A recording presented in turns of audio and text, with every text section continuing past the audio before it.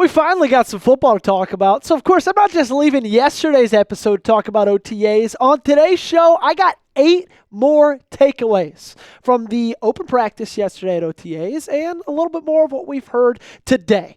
Before that, though, let's remind you what we talked about yesterday, because yesterday, again, was the first open practice for Ravens OTAs. Talked a lot about Nate Wiggins, how big he looks, Lamar Jackson, how great he was and his energy he brought, Keaton Mitchell looking healthy, Mark Andrews was there, and Derrick Henry, of course, still at the age of 31, looks ready to roll. Just to keep you guys updated on what the next couple weeks are going to look like for Baltimore. They're rounding out their final bit of this first OTA session today. Then they'll have another one, just singular day on June 3rd, June 5th through 6th. The last one, June 9th to 13th. Then they'll get about 4 days off, come back on the 17th through the 19th for mandatory minicamp. Their last little bit of action before they start training camp. We're going to keep you updated through everything over these next couple months and over the entirety of the summer. If you want to lock us in, today's episode is the perfect time to do so, because we are actually in the heat of a Mesa battle with the Chiefs report. And they're beating us by 25 subscribers? That's not good enough. Not for me. We need to bridge that gap. We need to take the lead. I need at least 30 diehard Baltimore Ravens fans who also kind of like free stuff to hit that sub button today. So first up, Odafe Oweh is swole, and I'm not going to take credit on that nickname. That comes from Brian Wacker, but I loved it so much, had to put it in the show. He spoke to the media after practice yesterday, and Sarah Ellison was the one who did the reporting on it. After putting up double-digit sacks for the first time in his career, Odafe Oweh said his goal this offseason has been to gain weight. He's put on 20 pounds, going from 245 to 265, and it's obvious when you look at him. I mean, look at those arms, ladies and gentlemen. Those things are bigger than my thighs. I've got a couple thoughts about it, though, because I think it could either be something that's good or something that's bad. Like, he's a speed rusher. And so does adding 20 pounds, losing a little bit of that speed, is that something that benefits him? That's maybe the bad part, but the good part about it is he added 20 pounds. He's stronger, he's bigger, he's harder to block. He's adding a different element to his pass rush game. I'm really curious to see if this is something that kind of jacks the sack total up or brings it down. Maybe it makes him even more productive in the run game. We'll see. Regardless, though, the dude is swole. Second up, DeAndre Hopkins still has it. He can still scoot.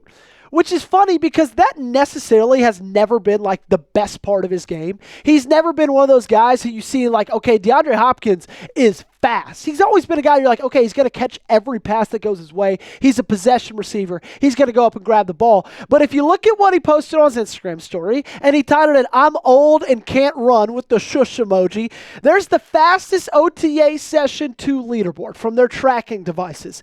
He's tied for second with Devontae Walker at 20 miles an hour, and he's only off of first, which was Marquise Robinson, by 0.2 miles an hour. He's 0.3 miles an hour faster from being the fastest player tracked on the field yesterday, and he had an awesome day. Hopkins caught all 3 of Lamar's targets in 11-on-11 work, settling into an intermediate zone before making a diving catch on a throw, separating from cornerback Nate Wiggins and making a full extension grab near the right sideline on an out-breaking route, and finally beating Humphrey on an out route along the left sideline. And I really do think that DeAndre Hopkins is going to shock people. I think a lot of people assume that this wide receiver signing was just another old wide receiver heading to Baltimore. He's going to finish his career. He's washed. He can't do anything. I could not disagree more. He's fast. He still has great hands. Sure, he didn't look great in the Super Bowl against the Eagles, but let's be honest. Patrick Mahomes didn't look great either. Not any Kansas City Chiefs look great, okay? And so I'm not going to just judge him based on the game against Philadelphia. Sure, it wasn't his best game, but nobody really had theirs that was playing in a red uniform. And so I still think he's going to shock people. I'm really excited to see him. I think that OTA number 2 practice is a really good look for him. We're going to be Vegas time, okay? Let's play a game. 6.5 touchdowns for Hopkins in 2025. Are you taking the over or are you taking the under? Let me know in the comment section right now.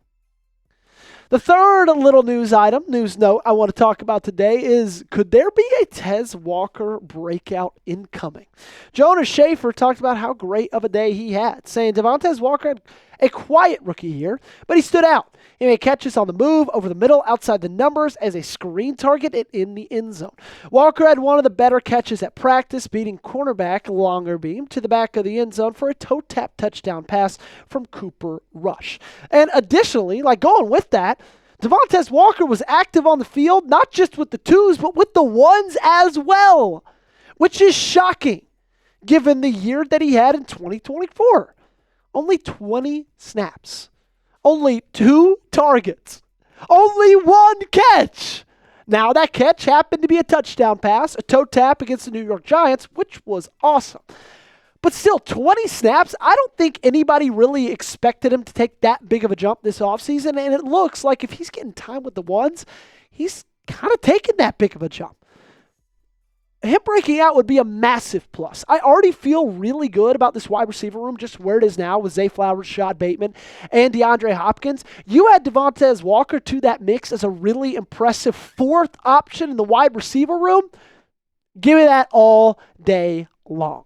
We got a Darius Washington update from Mr. John Harbaugh himself. Could he be back soon? Harbaugh spoke to the media after practice and said that he has a clean tear, which I know that sounds like it's not a good thing, but sometimes that's better, that it's just a clean tear and you can repair it that way.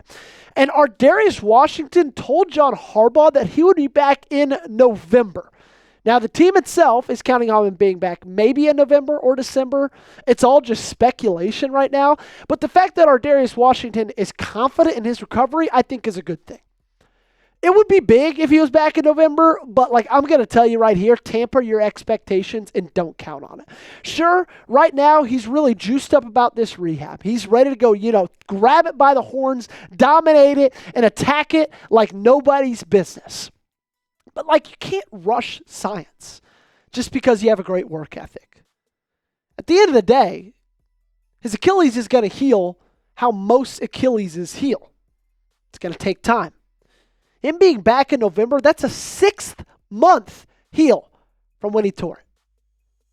I'm kind of looking at it I don't think that's going to happen, and I would just be happy if he's back by the postseason. Get him back by mid-January, I think that's a win for Baltimore. I need you guys to make the call for me. Which week will our Darius Washington be back? You let me know in the comment section down below. Is it week 12, 13, 14, maybe playoffs? You let me know your answer. Another big thing, another news item, noteworthy item, Lamar Jackson is still Lamar. Jonas Schaefer was one of the beat writers in attendance and tweeted this out, that he went 10 for 11, unofficially, in competitive 11-on-11 work, and his only miss came from a drop on a deep ball to Zay Flowers. He's still doing his thing. And that's why I think this year, MV3 year, might be incoming, okay? I know he should have won it last year. We should be sitting here and saying MV4 year is coming, but he didn't, okay? And I think he's going to come back motivated. I think he's going to come back even better than ever, and I think he's got a lot of really great talent surrounding him this year as well. He's going to be able to put up the numbers. It's going to be, can he stay healthy? Can he stay smart with the football like he was in the regular season? But everything else of right now is looking that he can. Let's talk about another outlook for next year. Keaton Mitchell is looking really good. He had a great day at practice yesterday. This is coming from Jonas Schaefer as well. Keaton Mitchell, who just had 58 yards of total offense last year as he recovered from his season-ending knee injury in 2023, beat rookie inside linebacker Teddy Buchanan on a wheel route down the right sideline and connected with Rush for a nice over-the-shoulder catch and 7-on-7 work. And it's obvious that last year he wasn't 100% all the way back. You could tell that when he came back from that injury, he mentally wasn't there. It still felt like there was a little bit of him thinking a lot about his knee injury and kind of playing a little bit timid because of it. You saw his snap count go down all the way at the end of the season. It's almost 0. Him being fully healthy and being back this year, I think is going to be massive for this offense because it gives Derrick Henry a running back behind him that's a true running back. Justice Hill, we know, is more used in the pass game. He's phenomenal there, right? Taking those screen pounces, little 5-yard dig, he can do that wonderfully. But when Justice Hill goes in the game, you don't just automatically think he's going to be the running back they hand it off to. Keaton Mitchell does And you kind of got the defense thinking, okay, this could be a dynamic run right here. So coming up, we're going to talk Isaiah Likely and what he had to say about Mark Andrews. But before that, make sure you guys are heading over to chatsports.com/white polo to grab this white Ravens polo for your closet or for somebody else's closet. Gift time is coming up. I don't know if you guys give gifts for 4th of July. Father's Day is in June. We just passed Mother's Day a couple weeks ago. Not too late to give a late Mother's Day present. Chatsports.com/white polo. It's only $34 to get it, okay? I got this polo from Target, and I can tell you, it's not near as cool as that one, and it cost me more than $34. Alrighty? $34, chatsports.com/white polo. That's a deal you can't beat. $16 off. Head to that link right now. It's in the comments and description of today's video. Let's talk about Likely and Andrews. I love hearing that Isaiah Likely just loves Mark Andrews. The fact that those two have such a great connection, such great relationship, right? Isaiah Likely spoke to the media after practice and said, that's big brother about Mark Andrews. Saying he wanted to give Andrews a big hug when he stepped on the practice field today. Likely is happy the speculation is over for his short-term future. And it's obvious that Isaiah Likely loves Mark Andrews, right? I think he should because they make each other better. Something we didn't talk about a ton when talking about trading Mark Andrews over the offseason was the effect that it was going to have on this offense. And not just losing a guy who's a really good pass catcher, but losing a guy that when this team's in 12 personnel, when there's 2 tight ends on that field, like Isaiah Likely is looked at by most teams as the second best option. Now, that might change this year. He might be looked at as tight end 1 in 2025. But, like, when Likely's in the game and when Andrews is in the game, most likely the defenses are focused on, okay, let's make sure Andrews doesn't get the ball. They help each other out a ton. They make each other better. And it's a good thing that the relationship is so great. The last thing we're going to talk about, we're going to keep it with Isaiah Likely. Did Harbaugh spill the beans on what their plans are with Isaiah Likely and his contract over the next 365 days? He said to the media, I want to see Likely be an all-pro. That would be my goal for him. And he's capable of it. The thing you got to ask from there is, if Likely's an all-pro, that probably means he's going to get a contract extension, which means they're probably not going to extend Mark Andrews. So by John Harbaugh saying that he wants him to be an all-pro, did he basically just say that he wants to pay him? Because if you look at next year's free agents, Likely and Andrews top the list, but also Kyle Van Noy, Darius Washington, and Travis Jones are on that list as well. You're not going to be able to pay all those guys, and you're not going to pay 2 tight ends big money. You're going to pay 1 tight end big money. It's most likely going to be the younger guy, which is Isaiah Likely. And if Harbaugh thinks he can be a pro, that means he thinks they're probably going to have to pay him in 2026. Who would you rather extend out of those 2 guys? You let me know in the comment section down below. If it's Isaiah Likely, type IL. Or if it's Mark Andrews, let me know by typing MA. While y'all are down there, go ahead and find my links to my Twitter and Instagram. You got me at Joey Petersen A. I don't know if you're on either platform. I'm on both. Find me same handle on both of those. Make sure you guys are subscribed to the channel. The coverage is only beginning. It's going to get more and more across the summer and then just going to skyrocket when the football season comes. Make sure you guys are already part of the ride when that happens by hitting that sub button.